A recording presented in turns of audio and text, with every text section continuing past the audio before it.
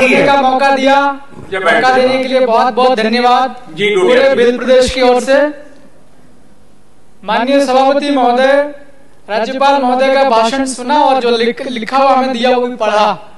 मैं सोच रहा था कि मेरी जो विधानसभा क्षेत्र है रतलाम जिले की सेलाना आदिवासी इलाका है, हमारे ही पास में झाबुआ जिला भी पड़ता है, अलीराजपुर पड़ता और धार भी पड़ता। पूरी तरीके से ये मान के चलो मोटा मोटा आइडिया 80% आदिवासी लोग रहते हैं। मैं सोच रहा था कि राज्यपाल महोदय के भाषण में होगा आदिवासी लोग, हमारे समाज के हमारे इलाके जो लोग हैं वो ज्यादा गरीब हालात होने की वजह से और पढ़ाई लिखाई ठीक नहीं होने की वजह से ज्यादातर लोग दूसरे इलाकों में जाते हैं मजदूरी करने के लिए। देश आजाद हुआ आज तक लगभग 75 साल से ज्यादा का समय हो चुका। आज भी रतलाम जिले के, झाबुआ जिले के, मध्य प्रदेश के अलीराजपुर जिले से, धार जिले से आदिवासी लोग पलायन पर जाते हैं। और पलायन पर जब लोग जाते हैं तो उनको क्या समस्या होती है, क्या परिस्थितियां बनती है। महिलाएं छोटे छोटे बच्चे लेकर के जाती हैं, वहां मजदूर भी सुरक्षित नहीं होता, काम करते हैं फैक्ट्री में या किसी ठेकेदार के पास तो वहां पैसा भी नहीं दिया जाता है। मैं ये सोच रहा था कि राज्यपाल महोदय के भाषण में होगा बेरोजगार जो आदिवासी इलाके में जो लोग हैं, पढ़ने के बाद नौकरी की तलाश होती है। मैं ये सोच रहा था कि नौकरी की व्यवस्था होगी, कहीं से कहीं तक आदिवासी इलाके में विशेष तौर पर नौकरी के लिए कोई व्यवस्था नहीं है। मेरी सेलाना विधानसभा क्षेत्र में मैं ये सोच रहा था कि अभिभाषण में होगा कि आदिवासी पढ़े लिखे युवाओं को प्रशिक्षित करने के लिए कोई ट्रेनिंग सेंटर खुलेगा या मेरे इलाके में छोटे छोटे उद्योग खुलेंगे जिसमें लोगों को रोजगार मिलेगा। इस प्रकार की कोई भी चीज अभिभाषण में नहीं है। मेरे जो आदिवासी इलाका है वहां से लोगों के पास थोड़ी बहुत खेती बाड़ी है। खेती बाड़ी तभी ठीक हो सकती है जब किसान को खेती करने में थोड़ी सहूलियत मिले। एक तो किसान को जब बीज खरीदना होता है तो बीज महंगा दिया जाता है और नकली बीज दिया जाता। दूसरा, उसको बीज बोने के बाद में खाद की जरूरत पड़ती है किसान को, तो खाद समय पर नहीं मिलता। और तीसरा, बिजली की कैसी स्थिति होती है किसान को सिंचाई करने के लिए। सीनियर वरिष्ठ सदस्य माननीय रावत साहब ने बता दिया आपको। इस बुरे दौर से किसान गुजरता। मैं सोच रहा था कि अभिभाषण में किसानों के फायदे के लिए कुछ होगा, लेकिन अभिभाषण में ऐसा कुछ नहीं मिला।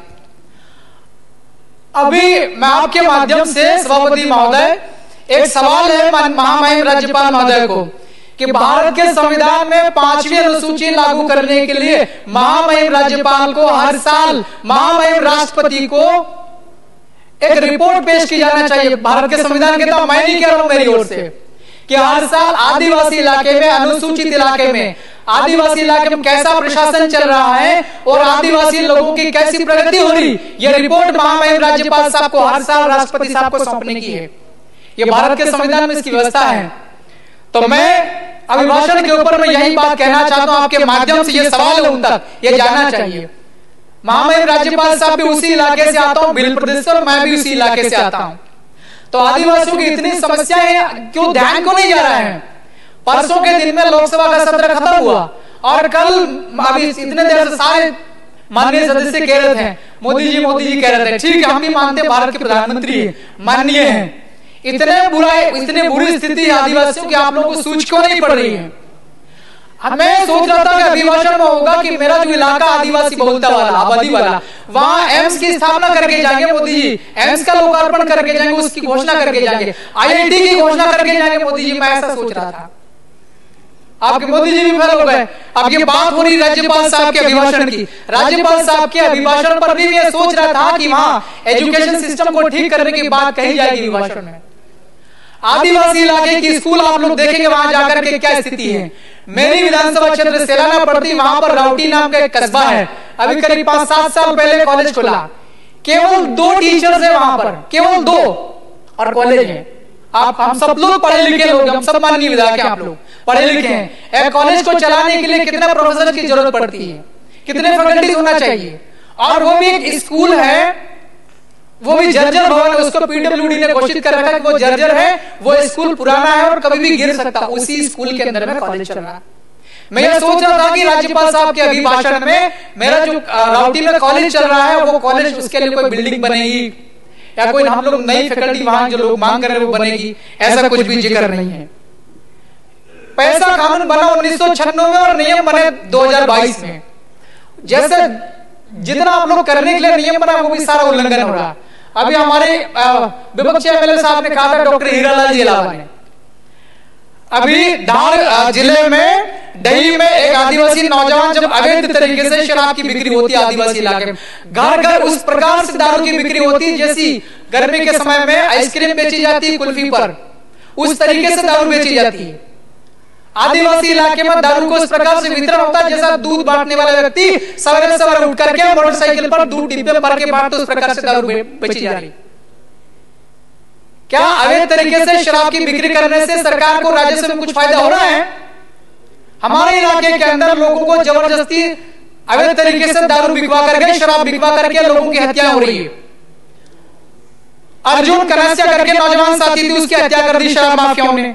और मेरा रतलाम जिला पड़ता, वहां बिलपांग थाना क्षेत्र है, 5.97 करोड़ की शराब अवैध उसकी हो रही थी, ट्रांसपोर्ट हो रहा था, 2 कंटेनर में भर के शराब पकड़ ली पुलिस करे। अभी माननीय सभापति महोदय, आपके माध्यम से मैं सरकार को कहना चाह रहा हूं, 6 करोड़ की शराब पकड़ी पुलिस और आबकारी विभाग के अधिकारियों ने मिलकर के उसको पूरा मामला दबा दिया।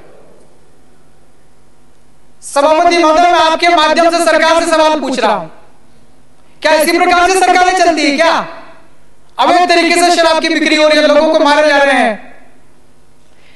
मैं राज्यपाल महोदय के अभिभाषण में यह भी सोच रहा था कि पैसा कानून होगा वो ठीक से लागू होगा। लाखों की तादाद में आदिवासी लोग जो है जंगलों में रहते हैं, कई सालों से, कई सदियों से वो लोग अपने जंगल काट करके और अपनी आजीविका वहां पर जी रहे हैं। मैं ये सोच रहा था कि जिन लोगों ने फॉरेस्ट के वन अधिकार पत्र लेने के लिए जिन लोगों ने आवेदन कर रखे हैं, उन आवेदनों की दोबारा से पड़ताल होगी और उनको वन अधिकार पत्र दिए जाएंगे। महामहिम राज्यपाल महोदय के अभिभाषण में इस प्रकार की कोई भी बात नहीं कही। वन अधिकार इतने सालों से, आपको पता होगा ना, 5 जनवरी 2011 सुप्रीम कोर्ट का यह जजमेंट कहता है कि सबसे पुराना समाज आदिवासी इस देश में है, इस मुल्क का मालिक आदिवासी है और हम सभी समाज के लोगों के साथ मिलकर के रहना चाहते हैं। 22 तारीख को उत्तर प्रदेश के अंदर अयोध्या में इतना सारे माननीय सदस्य चिल्ला चिल्ला के बोल रहे हैं, 4-5 दिन से मैं देख रहा हूं। आप पहले ये बताइए, भगवान श्री राम जब जंगल में गए थे तब कोई महल का व्यक्ति उनके साथ में नहीं आया था सपोर्ट में। माता शबरी जो बेल समाज की थी, उन्हें झूठे बेर टेस्ट करके खिलाते कि कड़वा बेर या सड़ा हुआ बेर न चला जाए राम जी के मुख में। तो उस दिन 22 तारीख को अयोध्या में इतना बड़ा कार्यक्रम किया, राष्ट्रपति महोदय को आपने नहीं बुलाया जो आदिवासी समाज की थी।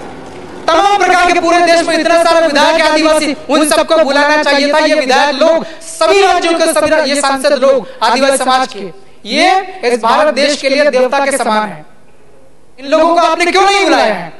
और जिस प्रकार से माता शबरी का राम जी का कार्यक्रम हुआ, ऐसा कार्यक्रम माता शबरी का भी होना चाहिए। जहां जहां भगवान के पैर पड़े वहां तो आप लोग कर रहे हो कि हम लोग इसको तीर्थ स्थल बनाएंगे। शबरी माता किस काम से आती थी, ये कहां रहती थी, इसके भी आप लोग को ढूंढना पड़ेगा, बनाओ तीर्थ स्थल। जिस प्रकार राम जी का कार्यक्रम हुआ, हमारे लिए वो देवता के समान है। देवता हम लोग तो पूजा करते हैं आदिवासी समाज का आदमी सवेरे से उठने से लेकर के शाम को सोने तक हजारों बार जिन जिन लोगों से मिलता है, 2 बार राम राम बोलता है, 1 बार जय श्री राम नहीं बोलता है। तो जिस प्रकार से शबरी माता का आप लोगों ने छोड़ दिया ना 22 तारीख वाले कार्यक्रम में, ऐसा कैसा राज्यपाल साहब के अभिभाषण में आदिवासी लोगों को बिल्कुल छोड़ दिया। सिर्फ जंगल में जो है तेंदुपत्ता, उसको 4000 रुपया बोल रहा है, कितना देने का बात का है ना, 4000 रुपया देने का बात का। आदिवासी इलाके में एम्स कौन खोलेगा? क्या हमको नहीं पढ़ना है? आदिवासी इलाके के अंदर IIT कौन खोलेगा? कमलेश्वर जी, अब आप समाप्त करें। मैं समाप्त कर रहा हूं सर, पहली दफा बोल रहा हूं, मैं बहुत गरीब आदमी जीत करके आया हूं। मैं इसी प्रदेश के लोगों ने मुझे वोट दे करके जिताया, मुझे दूसरे राज्य के लोगों ने नहीं जिताया, पाकिस्तान के लोगों ने मुझे वोट नहीं दिया है। बोलने के लिए सब बोलना पड़ेगा ना, मैं कानून का पालन करता हूं, मैं खुद भी। और हमारे आदिवासी इलाके में बच्चा पैदा होने से लेकर के बूढ़े होने के मरने तक जितने भी आपकी योजना चल रही, एक भी योजना ठीक से नहीं चल रही है। नरेंद्र मोदी जी आपके हमारे सबके वो माननीय है, उनकी तमाम प्रकार की योजना होगी इस भारत को आगे बढ़ाने के लिए। नल जल योजना में कितना बड़ा घोटाला हुआ, पूरे मध्य प्रदेश में तय करो। मैं तो कह रहा हूं कि हमारा जो इलाका में 2500 करोड़ के आसपास काम हुआ, ठीक है ना। आप लोग सर्वे करेगा, मैं खुद ही, जैसे भी रावत साहब कह रहे थे ना कि वो बिजली वाले मेरी उपस्थिति में आप लोग वेरीफाई करो, अब मैं भी विधायक हूं, मैं भी चुनकर के आई हूं, मेरी उपस्थिति नल जल योजना कितने घरों तक आपने नल के माध्यम से पानी पहुंचाने के इंतजाम किए हैं, मैं खुद खड़ा लेकर हम वेरीफाई कर लेते हैं। 90% काम फर्जी हुआ है। कागज में कह दिया कि नल चल रहा, नल में पानी आ रहा, वहां जाके देखेंगे कोई नल नहीं बिछाया है और कोई पानी का कोई स्रोत तैयार नहीं किया है। ऐसी स्थिति हो रखी है हमारे इलाके में। तो दूसरे जिलों में, दूसरी विधानसभाओं में भी मेरे ख्याल से यही हालात होंगे। आप समाप्त करें। बस समाप्त कर रहा हूं श्रीमान जी। तो मैं अपेक्षा करता हूं कि आगे जो भी काम होगा आदिवासियों के हितों का ध्यान रखा जाएगा और बोलने के लिए मौका दिया, बहुत बहुत धन्यवाद, शुक्रिया। जय भील प्रदेश। धन्यवाद कमलेश्वर जी। सदन में आपका ये पहला भाषण था, बहुत ही सारगर्भित था, बहुत अच्छी प्रस्तुति थी। आपको मैं उसके लिए बधाई देता हूं।